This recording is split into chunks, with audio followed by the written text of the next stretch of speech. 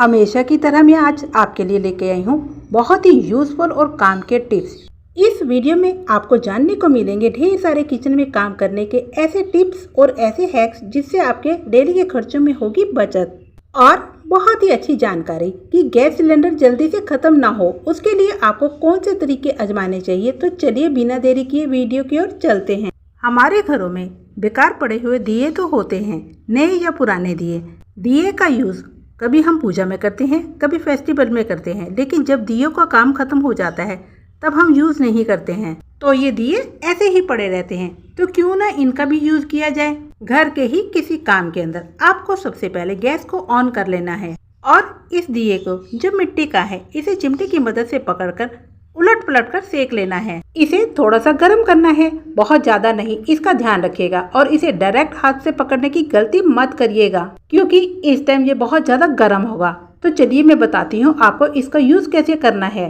इसे थोड़ा ठंडा होने दीजिए, बहुत ज्यादा नहीं, ऐसा ना हो बिल्कुल ठंडा हो जाए। बस हाथों से आप इसे छू सके, पकड़ सके, इतना ही आपको ठंडा करना है।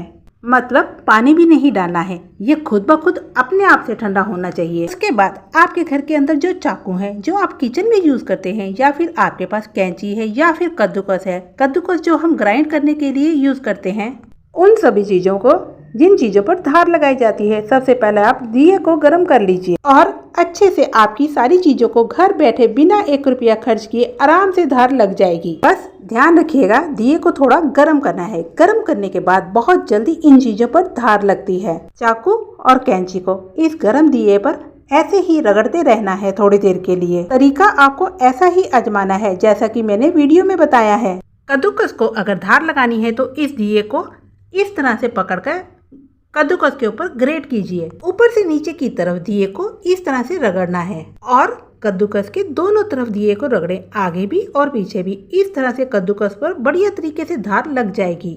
आपका जो बेकार पड़ा हुआ दिया है जिसका कोई यूज नहीं करते, वो आपके कितने काम का है वो आपके सामने है। खाना बनाने के बाद गैस चूल्हा बहुत ही गर्म होता है, तो इसका इस्तेमाल कैसे करेंगे। जब भी आप अपने मिक्सर ग्राइंडर को धोते हैं तो धोते धोते क्या होता है, इसके जो ब्लेड्स होते हैं उनमें धीरे धीरे जंग लगना शुरू हो जाता है, जिसकी वजह से ये जो ब्लेड्स होते हैं वे काम नहीं करते हैं, क्योंकि कहीं ना कहीं धीरे धीरे पानी जमा हो जाता है। बहुत अच्छे से इसका पानी सूखता नहीं है, चाहे हम कितना भी इसे सुखा लें कहीं ना कहीं पानी रह जाता है। तो जब भी आप अपना गैस चूल्हा इस्तेमाल करें और चूल्हा गर्म हो तो उसके ऊपर इस तरह से आप ग्राइंडर को रख दीजिए और इसे इसी तरह रखकर छोड़ दीजिए जब तक आपका गैस चूल्हा ठंडा नहीं हो जाता। आप इसे इसी तरीके से रखे रहने दीजिए। इससे इसके अंदर जितना भी पानी है वो बिल्कुल सूख जाएगा और जो आपके ब्लेड्स वाला एरिया होता है जहाँ पर कपड़ा भी नहीं पहुँचता, ये उसको भी एकदम सुखा देगा। इस तरीके से आप ग्राइंडर को सुखाएंगे, आपके ग्राइंडर में कभी भी जंग नहीं लगेगा और आपका ग्राइंडर बहुत अच्छे से काम करेगा। ऐसे में आप बिना गैस जलाए ग्राइंडर को सुखा सकते हैं। ग्राइंडर भी आपका सही रहेगा और गैस की भी बचत होगी। गैस हम सभी के घर में यूज होती है। गैस सिलेंडर का यूज हर घर में खाना बनाने के लिए किया जाता है, लेकिन आजकल जिस तरीके से गैस इतनी महंगी हो गई है, इसे बचाने के लिए कई तरीके आजमाने चाहिए ताकि हमारी गैस कम से कम खर्च हो, बिल्कुल फालतू खर्चा ना हो। जो सिलेंडर आपका 1 महीना चलता है, कम से कम वो सिलेंडर आपका 1.5 से 2 महीना तो चले। गैस खत्म होने वाली है, इसका पता लगाने के कई तरीके होते हैं, जैसे गैस जलाते ही गैस की फ्लेम का चेंज होना। वैसे तो गैस का कलर नीला होता है जब हम इसे ऑन करते हैं, लेकिन जब ये खत्म होने वाली होती है तो इसका रंग लाल या पीला हो जाता है। हमारे घरों में कई तरह की मेडिसिन आती हैं। कई लोग मेडिसिन एक्सपायर हो जाए या नहीं भी होती तो ऐसे ही फेंक देते हैं, इसके रैपर को भी ऐसे ही फेंक देते हैं। तो आप फेंकने से पहले इसका यूज कर लीजिए। तो मैं मेडिसिन का एक ऐसा तरीका बताने वाली हूँ, अगर आप मेडिसिन को फेंक देते हैं तो बिल्कुल भी मत फेंकिएगा। यहाँ पर जो मैं आपको ट्रिक बताने वाली हूँ, सबसे पहले आपको एक कटोरी में पानी लेना है और इसके अंदर डालनी है पैरासीटामोल मेडिसिन और इसमें थोड़ा सा डालना है डिटर्जेंट यानी सर्फ, जो कपड़े धोने वाला होता है वही सर्फ, और थोड़ा सा डालना है विनेगर। सिरका आप कोई भी ले लीजिए, व्हाइट वाला ले लीजिए या ब्लैक वाला, वो भी ले सकते हैं, जो भी ले लीजिए आपकी मर्जी। सिरका डालते ही इसमें रिएक्शन शुरू हो जाता है और काफी सारे बबल्स उठने लगते हैं। इसको अच्छे से दवाई के साथ मिक्स कर लीजिए। हमारे जो गैस बर्नर यूज होते हैं, बर्नर का सबसे इम्पोर्टेंट रोल होता है क्योंकि इसी से गैस फ्लेम निकलती है। कई बार इसमें गंदगी जमा हो जाती है, इसमें ब्लॉकेज आ जाती है, दूध उबालते वक्त दूध उबल जाता है, चाय उबालते वक्त चाय में उबाल आ जाता है, चाय गिर जाती है, इसी वजह से इसके छेद बंद हो जाते हैं, जिसकी वजह से गैस की फ्लेम है छेद से नहीं निकल पाती है, तो साइड से धीरे धीरे निकलना शुरू हो जाती है। इससे भी आपकी गैस बहुत ज्यादा बर्बाद होती है। इस चीज का भी ध्यान रखिए। कभी कभी आपको लगे कि गैस की जो फ्लेम है वो ठीक तरीके से नहीं निकल रही है, बर्नर के छेद बंद हो गए हैं। कई बार बर्नर के छेद खोलने के लिए आप सुई का यूज करते हैं इसे साफ करने में।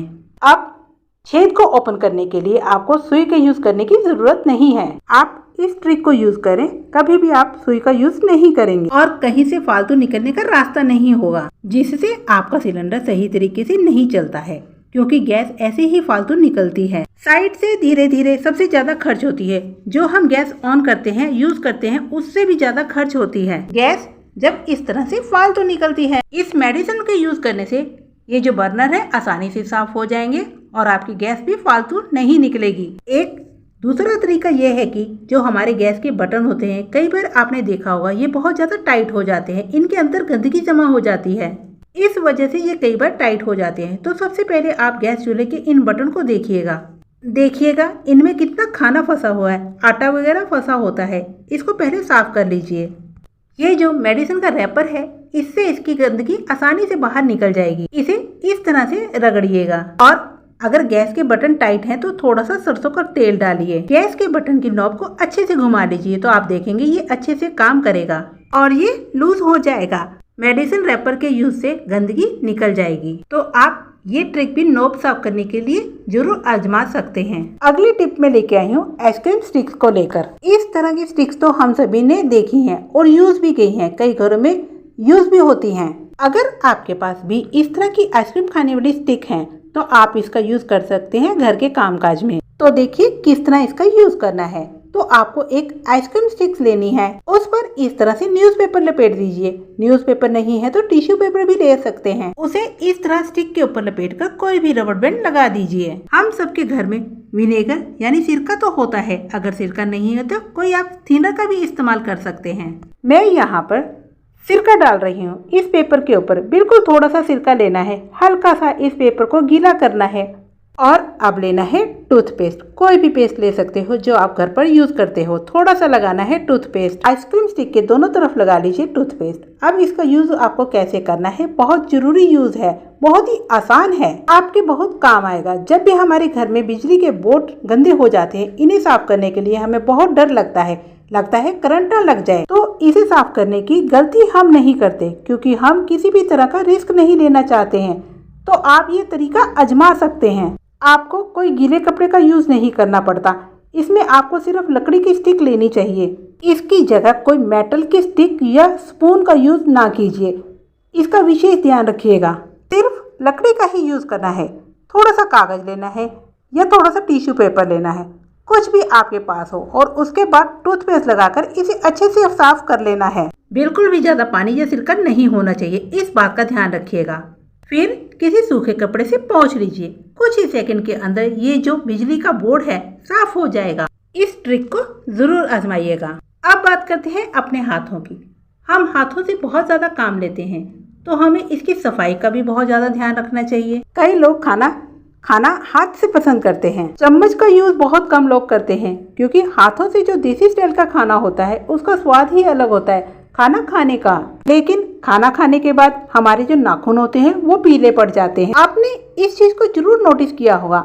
उसके लिए आप साबुन से तो हाथ धो देते हैं, लेकिन फिर भी हमारे नाखून पीले ही रहते हैं, साफ नहीं होते हैं। नाखूनों का जो लुक है साफ सुथरा वो नहीं आता। तो इसके लिए आपको क्या करना है, आपके घर में जो टूथपेस्ट आता है जो आप दांत साफ करने के लिए यूज करते हैं, थोड़ा सा आपको कोलगेट का पेस्ट लेना है और अपने नाखूनों पर लगा लेना है और कुछ यूज नहीं करना, सिर्फ पेस्ट आपको लगाना है और कम से कम 5 मिनट के लिए इसे लगाकर छोड़ दीजिए। 5 मिनट नहीं छोड़ सकते तो 2-3 मिनट के लिए रखिए। उसके बाद कॉटन की मदद से इसे अच्छे से साफ कर लीजिए। मैंने यहाँ पर कॉटन पर पानी बिल्कुल भी नहीं लगाया है। आप कॉटन की मदद से इसे साफ कर लीजिए, बाद में पानी से वॉश कर लीजिएगा। आपको दोनों हाथों के नाखूनों में फर्क अभी दिख जाएगा। दूसरे हाथ के नाखून आपको गंदे से दिखेंगे, लेकिन इस हाथ के नाखून बिल्कुल साफ सुथरे दिखेंगे। अगर आपके नाखूनों में पीलापन है, चाहे किसी भी वजह से, हम नेल पॉलिश लगाते हैं तो भी उसका पीलापन रह जाता है, तो अगर आपके नाखून पीले हैं तो आप इस ट्रिक का इस्तेमाल कर सकते हैं। आप देख सकते हैं दोनों हाथों के नाखूनों में कितना ज़्यादा फर्क है। हाथ के नाखून बिल्कुल साफ हो गए हैं। उम्मीद करती हूँ आपको ये वीडियो पसंद आई होगी। वीडियो पसंद आई तो वीडियो को लाइक करें, शेयर करें, कमेंट करें और साथ ही साथ सब्सक्राइब जरूर करें। Thank you.